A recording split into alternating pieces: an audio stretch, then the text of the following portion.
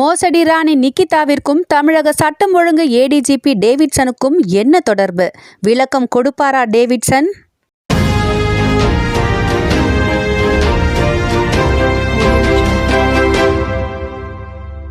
காவலாளி அஜித்குமார் கொலை வழக்கில் சிக்கிய மோசடி ராணி நிகிதாவின் மேல் திருமண மோசடி புகார், அரசு வேலை வாங்கி தருவதாக பண மோசடி செய்ததாக பகீர்கள் வரிசை கட்டி நிற்கிறது.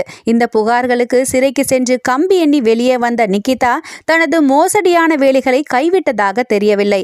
மேலும் மேலும் தனது மோசடி வேலைகளை ஒரு சில மோசமான IAS IPS அதிகாரிகள் துணையோடு அரங்கேற்றியதாக வரும் தகவல்கள் அதிர்ச்சியை உண்டாக்குகிறது. அந்த வரிசையில் சட்டம் ஒழுங்கு கூடுதல் ADGP-யான டேவிட்சனுக்கும் நிகிதாவிற்கும் மிக நெருக்கமான உறவு இருந்து வந்ததாகவும், டேவிட்சன் மதுரையிலும் கோவையிலும் கமிஷனராக இருந்த காலகட்டத்தில் நிகிதா ஏகப்பட்ட சித்தி வேலைகளை செய்து வந்ததோடு பல்வேறு கட்ட பஞ்சாயத்துகளை டேவிட்சன் துணையோடு அரங்கேற்றியதாக போலீசார் வட்டாரத்தில் பரபரப்பாக பேசப்படுகிறது.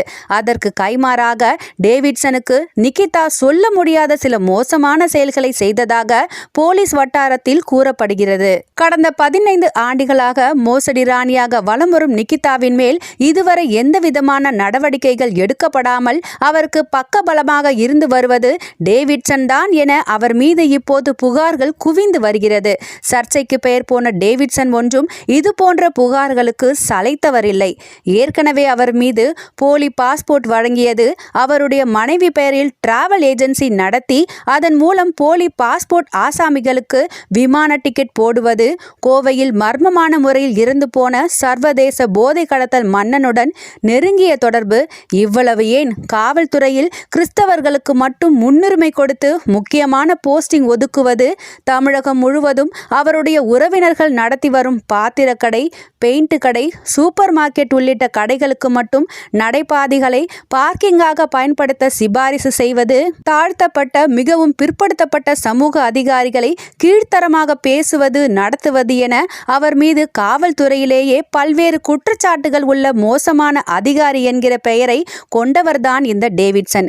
இப்படிப்பட்ட டேவிட்சனுக்கும் நிகிதாவிற்கும் தான் இப்போது நெருங்கிய தொடர்பு இருப்பதாக சமூக புகார்கள் எழுந்துள்ளது. டேவிட்சன் தான் சிவகங்கை DSP சண்முக சுந்தரத்திடம் நேரடியாக பேசி ஸ்பெஷல் டீம் அமைத்து நிகிதாவிற்கு உதவியதாக போலீசார்கள் வட்டாரத்திலே பரபரப்பாக பேசப்படுகிறது.